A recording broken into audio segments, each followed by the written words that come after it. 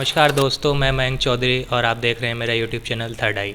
तो आज हमारे साथ ऐसी हस्ती है जो अपने को कभी सांसद नहीं, जनता का सेवक कहते हैं। क्षेत्र के किसान, मजदूर, युवा, शोषित, वंचित लोगों की आवाज़ संसद में बुलंद तरीके से उठाने वाले बुलंदशहर के लगातार तीसरी बार सांसद व भाजपा संगठन में अहम भूमिका निभा रहे राष्ट्रीय महामंत्री अनुसूचित मोर्चा डॉक्टर भोला सिंह जी। सबसे पहले सांसद जी, आपको मेरा नमस्कार। जी नमस्ते भाई।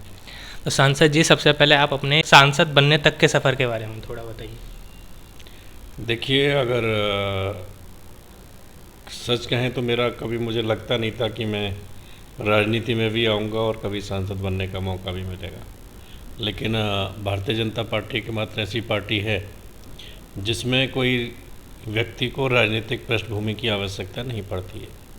जो कार्यकर्ता काम करते हैं, काम करने के यहाँ पे उसको आगे बढ़ने का मौका मिलता है। मैं 2008 में आदरणीय बाबूजी कल्याण सिंह जी के नेतृत्व में पार्टी में जुड़ा।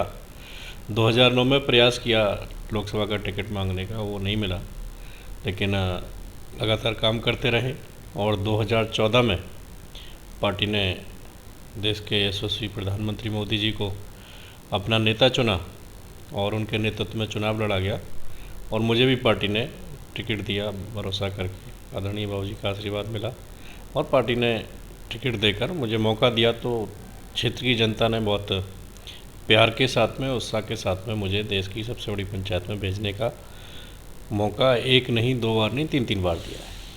कभी आपने सोचा था कि मैं जब आप छोटे थे कि सांसद बनूंगा? कभी सोचा ही नहीं, कभी लगता ही नहीं था कि राजनीति में भी कुछ वो होगा। लेकिन भारतीय जनता पार्टी है जो एक छोटे कार्यकर्ता को भी, क्योंकि मेरे परिवार में कोई भी व्यक्ति राजनीति में नहीं रहा। एक बार मेरे पिताजी बस गांव के प्रधान रहे थे, लेकिन वहाँ तक पहुँचाना और भारतीय जनता पार्टी में ही संभव है। मुझे लगता है कि जो राष्ट्र के बारे में चिंता करती है राष्ट्रीय पार्टी है। बाकी जो अन्य दल हैं वो परिवार के बारे में चिंता करते हैं, परिवार के लोगों को आगे बढ़ाते हैं। भाजपा एक सामान्य आदमी को, कार्यकर्ताओं को आगे बढ़ाने का काम करती है। जैसे कि 2014 और 2017 से केंद्र व प्रदेश में भाजपा की सरकार है, तो 2014 और 2017 के बाद प्रदेश और ख़ास तौर से केंद्र में क्या क्या बदलाव आए हैं? देखिए, 2014 में जब मोदी जी प्रधानमंत्री बने तो मोदी जी का सपना था कि देश के हर गरीब को जो जिसकी मूलभूत आवश्यकता है जीवन यापन को, वो योजनाओं के माध्यम से पहुंचाएं। और उसी को फ्रेम करके सरकार की योजना बनी, गरीब कल्याण की योजना बनी, गांव के विकास की योजना बनी, युवाओं के हित की योजना बनी। उस योजनाओं में कहीं ना कहीं हमने 2014 से 2017 तक, क्योंकि 2014 से 2017 प्रदेश में समाजवादी की सरकार रही और उस समाजवादी की सरकार ने पूरा प्रयास किया कि केंद्र की जो कल्याणकारी योजना है उन पर रोका जाए। समस्या थी लोगों के सामने, हमने भी लोगों को बताया, लोगों में नाराज़गी भी थी कि मोदी जी के बनने के बाद कुछ ज़्यादा काम नहीं हुए। लेकिन प्रदेश की समस्या जब उनके सामने आई तो उत्तर प्रदेश के लोगों ने मन में बदलाव लेके आए और उन्होंने कहा कि भाजपा की डबल इंजन की सरकार ही अच्छा काम कर सकती है। तो उन्होंने 2017 में मौका दिया। एक ऐतिहासिक सीटों के साथ में, 315 सीटों के साथ में हमारी पार्टी को प्रदेश की जनता ने विधायक बनाए।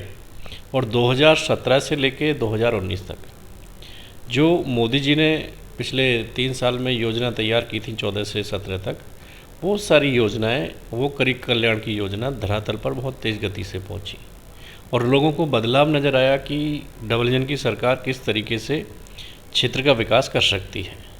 और उस बदलाव का परिणाम हमने ये देखा कि 2019 का जब लोकसभा का चुनाव हुआ तो उस लोकसभा के चुनाव में जो कभी हम सोच नहीं सकते थे कि बहुजन समाज पार्टी और समाजवादी पार्टी, लोकदल, ये तीनों एक हो सकते हैं क्या, क्योंकि हमेशा एक दूसरे को गाली दे के, आरोप प्रत्यारोप लगा कर ये लोग सत्ता में आते रहे, चाहे बसपा रही हो चाहे सपा रही हो। लेकिन उसके बाद जब हमने देखा कि भाजपा की लोकप्रियता को, काम को देखते हुए इनमें इतनी बौखलाहट हुई कि ये दोनों दल एक हो गए, तीनों दल, और मोदी जी को रोकने का प्रयास इन्होंने किया।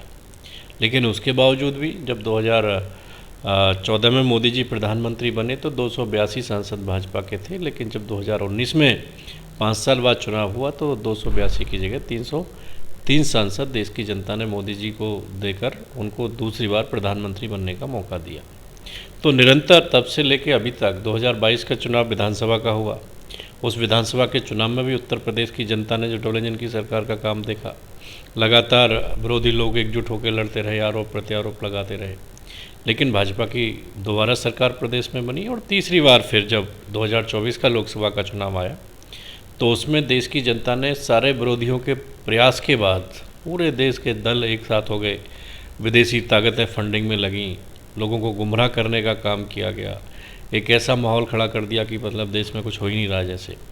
लेकिन उसके बावजूद भी मैं धन्यवाद करता हूँ देश की महान जनता का और अपने क्षेत्र के लोगों का कि बुलंदशहर के लोगों ने हमेशा साथ में खड़ा होकर 2014 से 24 तक जितने भी चुनाव हुए, 5 चुनाव हो गए, पाँचों चुनाव में भारतीय जनता पार्टी पर भरोसा जताया, हमारी शीर्ष नेतृत्व पे भरोसा जताया, मोदी जी पे भरोसा जताया और 5 चुनाव हमने 2014, 2017, 2019, 2022 और 2024 निरंतर वृद्धि के साथ में, वोटों की वृद्धि के साथ में जनता ने जिताया।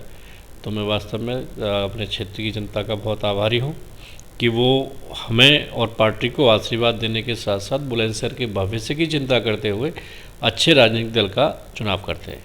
जब आप पहली बार सांसद बने थे तो आपने कोई बुलंदशहर के लिए मॉडल सोचा होगा कि मैं इन विषयों पे, इन विकास कार्यों पे काम करूंगा। तो पिछले 11 सालों में आपने बुलंदशहर में क्या क्या विकास कार्य कराए हैं और आने वाले 4 सालों में आप किन किन विकास कार्य और मुद्दों पर काम करने जा रहे हैं?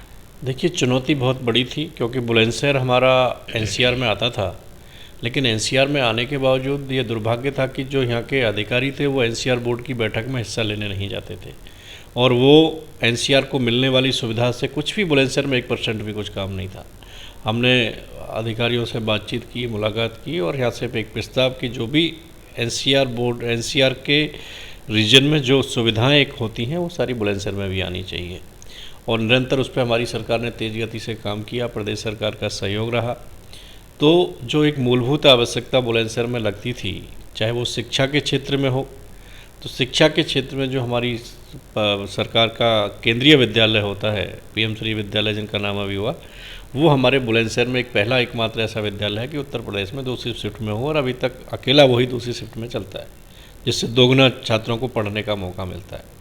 एक जो हमारे युवा डॉक्टर बनने की आशा रखते थे वो बाहर जाते थे, दूर दूर जाना पड़ता था, तो हमारी एक सरकार ने एक मेडिकल सरकारी कॉलेज आदरणीय बाबूजी कल्याण सिंह जी के नाम से कल्याण सिंह राजकीय मेडिकल कॉलेज का निर्माण कराया, जिसका इसी सत्र में 100 MBBS की क्लासेस शुरू हो गई हैं। एक आधुनिक हॉस्पिटल, सुपर स्पेशलिटी हॉस्पिटल बनकर तैयार हुआ है। इसके साथ साथ जो हमारे युवाओं को पासपोर्ट के लिए गाजियाबाद दिल्ली चक्कर लगाने पड़ते थे, पासपोर्ट बनना बुलंदशहर में शुरू हुआ। और कनेक्टिविटी की हम बात करें, गैस की पाइपलाइन आज बुलंदशहर की रसोई में आने लगी। पहले हम 14 से पहले गैस की लाइन में हमारी बहनें लगती थी, आज पाइपलाइन से गैस रसोई में पहुंचने लगी है। सीएनजी के लिए हम गाजियाबाद दिल्ली जाते थे, नोएडा जाते थे, बुलंदशहर में सीएनजी की कोई व्यवस्था नहीं थी, तो सीएनजी की व्यवस्था हुई है। प्रत्येक पंचायत को अच्छी कनेक्टिविटी देने के लिए हर पंचायत में हमारी सरकार ने इंटरनेट की व्यवस्था पहुँचाई है।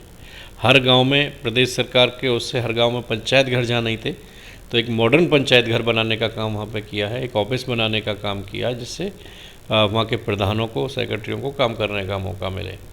इसके अलावा जो सरकार की हमारी योजना, एक ट्रेन हमारी सरकार ने यहाँ से वैष्णो देवी के लिए चलाई है, जो हफ्ते में 4 दिन बुलंदशहर से गुजरती है। और रास्तों की हम बात करें, आप बुलंदशहर से मेरठ, बुलंदशहर से दिल्ली, बुलंदशहर से अलीगढ़, चारों तरफ मतलब ये अदर डिस्ट्रिक्ट को जोड़ने वाले रास्तों के साथ साथ जो हमारे अंदर के रास्ते हैं, बुलंदशहर के बहुत ही रास्ते सुधार उसमें हुआ है। बुलंदशहर में पीएनजी सीएनजी तो आई, इंटरनेट की व्यवस्था सब जगह पहुंची और ऐसे ऐतिहासिक काम को जो हमको भी सोच भी नहीं सकते थे कि बुलंदशहर में भी कभी सरकारी मेडिकल कॉलेज हो सकता है क्या। तो ऐसे काम माननीय प्रधानमंत्री जी के नेतृत्व में हुए हैं। युवाओं के क्षेत्र में हमारी सरकार ने बहुत काम किया है और हमने प्रयास करके एक स्पोर्ट्स स्टेडियम, इंडोर स्टेडियम युवाओं के लिए स्वीकृत कराया है। वो कार्य प्रगति पे है, वो भी बहुत जल्दी तोहफा बुलंदशहर के युवाओं को उसका मिलेगा। तो निश्चित ही इसके साथ साथ जो कल्याणकारी योजना थी सरकार की, प्रधानमंत्री उज्ज्वला योजना में गैस, आवास योजना में मकान, स्वच्छ भारत अभियान में शौचालय और इसके साथ साथ गरीबों को अन्न की योजना, आयुष्मान भारत कार्ड की योजना, किसानों को किसान सम्मान निधि देने की योजना, बहुत ही ऐतिहासिक काम हमारी सरकार में। कोई व्यक्ति, कोई वर्ग ऐसा वंचित नहीं है जिसने सरकार की योजनाओं का लाभ न लिया। जैसे आपने रेल की बात की, तो दिल्ली एनसीआर में बुलंदशहर होने के बावजूद भी आज रेल कनेक्टिविटी से जूझ रहा है। तो आप संसद में भी और रेल मंत्री से मिलकर इस विषय को उठाते रहते हैं कि दिल्ली तक, मेरठ तक और लखनऊ तक बुलंदशहर से कनेक्टिविटी रेल की दी जाए। तो और कितने दिन और कब तक बुलंदशहर की जनता को वेट करना होगा? देखिए, कनेक्टिविटी के लिए कुछ ट्रेनें तो जाती हैं, लेकिन वो वाया हापुड़ या वाया खुर्जा उससे जाती हैं। हेडक्वार्टर से कोई लाइन सीधी जुड़ी नहीं, वो वाया हापुड़ है।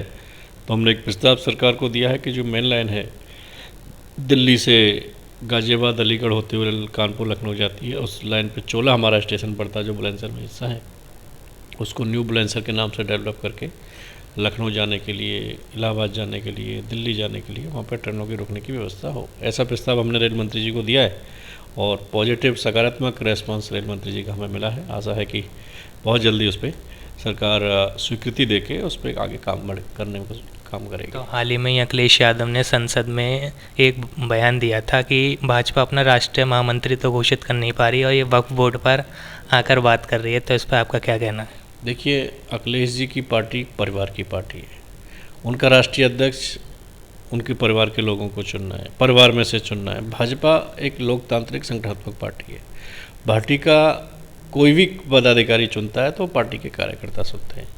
हमारे यहाँ मंडल के चुनाव हुए, मंडल अध्यक्ष भी हमारे पार्टी के सक्रिय सदस्यों के द्वारा सहमति से चुने गए, जिलाध्यक्ष मंडल अध्यक्षों की सहमति से चुने गए, प्रदेश अध्यक्ष जिलाध्यक्षों की सहमति से चुने जाएंगे और राष्ट्रीय अध्यक्ष भी प्रदेश अध्यक्षों की सहमति से चुने जाते हैं। अभी किसी व्यक्ति को ये नहीं पता कि कौन अध्यक्ष बनेगा और बनाने वालों को भी नहीं पता कि किसको बनाएंगे। तो ये भाजपा में ही संभव है कि एक छोटा सा कार्यकर्ता, आज के हमारे राष्ट्रीय अध्यक्ष आदरणीय जेपी नड्डा जी एक बूथ अध्यक्ष से काम शुरू करके यहाँ तक पहुँचे हैं। बड़ा लंबा सफ़र किया है। इनसे पहले आदरणीय अमित शाह जी थे, वो एक बूथ अध्यक्ष के रूप में काम करते करते वहाँ तक बढ़े। तो भाजपा में एक बूथ स्तर के कार्यकर्ता को राष्ट्रीय स्तर तक पहुँचना ये संभव भाजपा में ही है। और संगठनात्मक पार्टी संगठनात्मक रूप से निर्णय लेती है, सबकी सहमति से निर्णय लेती है।